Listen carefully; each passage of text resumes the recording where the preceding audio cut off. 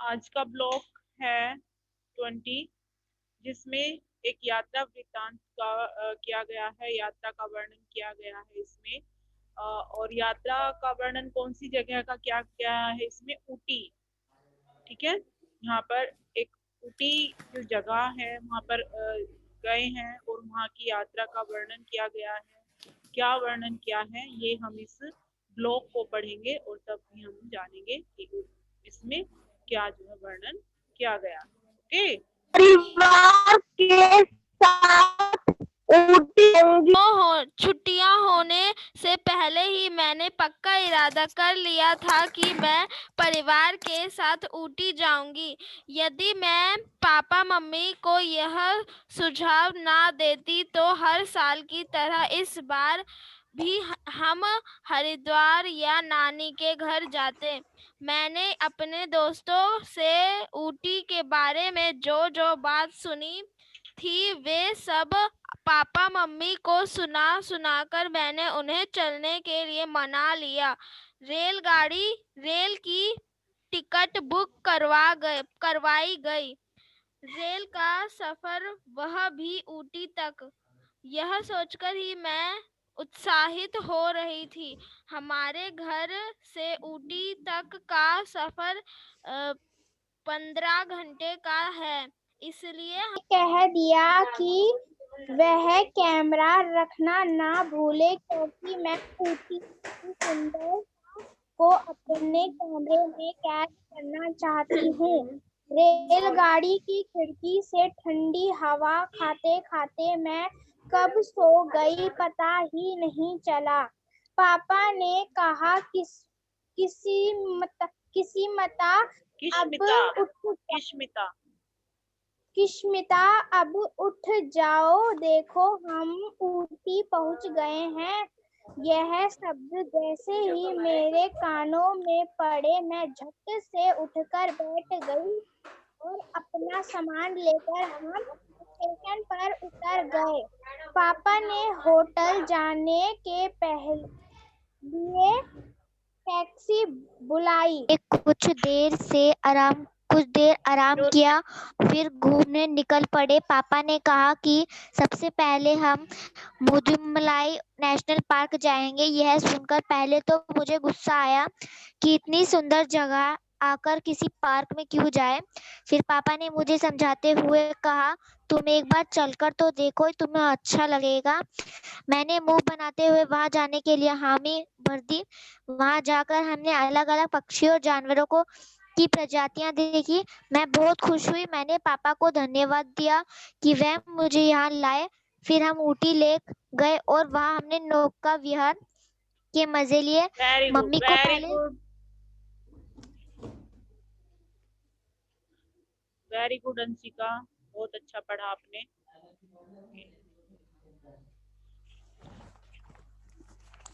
पहले तो थोड़ा डर लग रहा था, पर पापा ने कहा कि इसमें डरने जैसा कुछ नहीं है। यह सुनकर मम्मी ने थोड़ी हिम्मत दिखाई और वह भी नाव में आकर बैठ गई। इसके बाद हम ऊटी के प्रसिद्ध बॉटेनिकल गार्डन भी गए। वहां हमने 650 प्रजातियों के पेड़ और फूल देखे। ओके मैं तो नाजिया, तुम स्टॉप। Nazia yes ma'am. पढ़िए। मैं तो हर एक पेड़ और फूल को छू छू कर देख रही थी। वहां का दृश्य बहुत सुंदर था और चाय की फैक्ट्री का नजारा तो मैं कभी भूल ही नहीं सकती।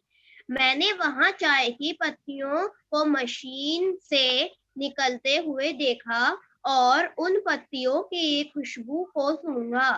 उनकी खुशबू बहुत प्यारी और मोहक थी। मेरा तो वहां से जाने का मन ही नहीं कर रहा था। इतना घूमकर हमारे पेट में चूहे दौड़ने लगे थे।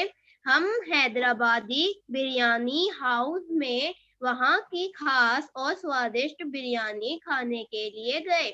उसके स्वाद का कोई मुकाबला ही नहीं था। मैंने ऐसी स्वादिष्ट बिरयानी आज तक नहीं खाई थी। ऊटी का भ्रमण मेरे लिए बहुत ही यादगार बन गया। ऊटी प्राकृतिक सौंदर्य से परिपूर्ण है। मैं घूमने के लिए बार बार ऊटी आना चाहूंगी। यहाँ पर शब्दार्थ दिए हैं हर पेज के ऊपर। उत्साहित, उत्साहित क्या होता है? जोश से भरना। उत्साहित, जोश से भरना। प्रजातियां, अलग अलग प्रकार की जातियां। ठीक है। नौका विहार, नौका विहार, नौका नाव में घूमना, नाव में घूमना। ठीक है। उसके बाद है मोहक। मोहक का अर्थ होता है मन को अच्छा लगने वाला, स्वादिष्ट, स्वाद से भरा। बिरयानी, बिरयानी होता है चावलों से बना व्यंजन। परिपूर्ण, परिपूर्ण का मतलब होता है भरपूर। ठीक है। ये आपके शब्दार्थ हैं जो आपको अपनी उत्तर पुस्तिका में भी लिखने हैं और याद भी है आपको करने हैं। सभी बच्चे अपनी उत्तर पुस्तिका निकालेंगे और दिनांक मेंशन करेंगे, ब्लॉक नंबर डालेंगे और ब्लॉक का क्या नाम है ये सब लिखेंगे। फिर नीचे लिखेंगे कठिन शब्द। ठीक है। कठिन शब्द लिखेंगे। आप ये होमवर्क पर भेज दोगे? छुट्टियां,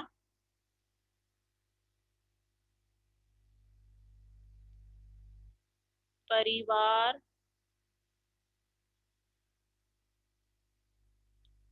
हरिद्वार,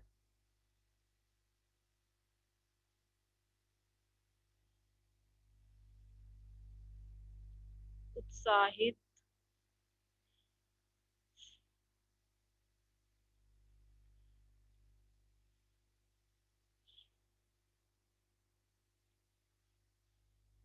उत्साहित, मधु, मलाई,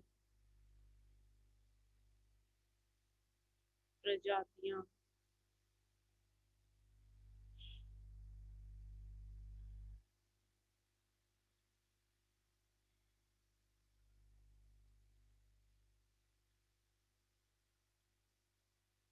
हिम्मत, प्रसिद्ध,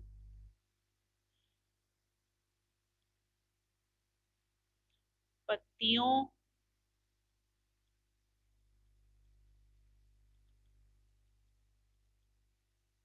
स्वादिष्ट,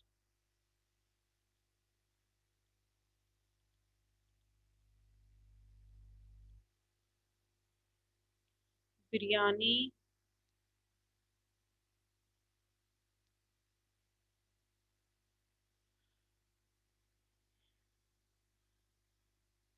प्राकृतिक। ठीक है। सौंदर्य, मैम पार्क। सौंदर्य, परिपूर्ण,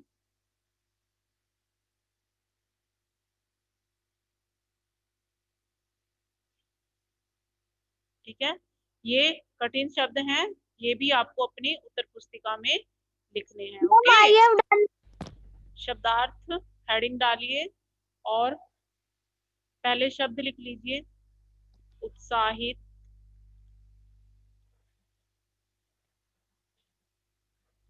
प्रजातियां,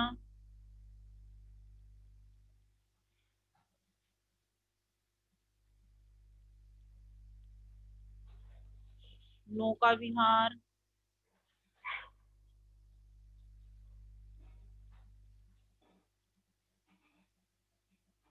मोहक,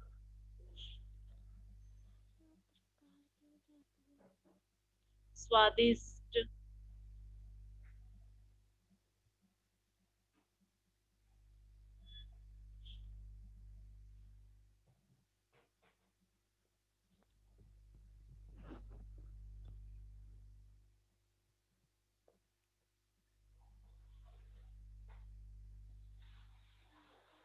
मैम हमारा हो गया। बिरयानी, परिपूर्ण। ठीक है, ये शब्द हैं, अभी हम इनके अर्थ लिखेंगे। ओके। उत्साहित का अर्थ होता है जोश से भरना। उत्साहित का अर्थ होता है जोश से भरना। प्रजातियां, अलग अलग प्रकार की जातियां, अलग अलग। Ma'am, I have done.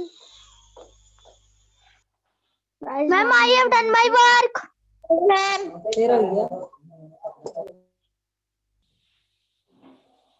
नौका विहार का अर्थ होता है नाव में घूमना। ठीक है। मोहक, मन को अच्छा लगने वाला। मोहक, मन को अच्छा लगने वाला। स्वादिष्ट, स्वाद से भरा।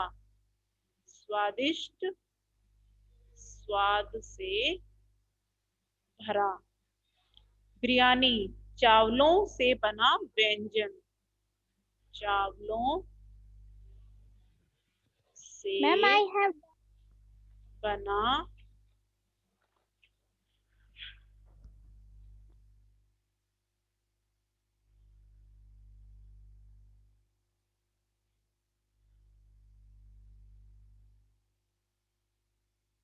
व्यंजन। परिपूर्ण, भरपूर। ठीक है, ये आपके शब्दार्थ हैं, ये भी आपको अपनी उत्तर पुस्तिका में करने हैं। ओके।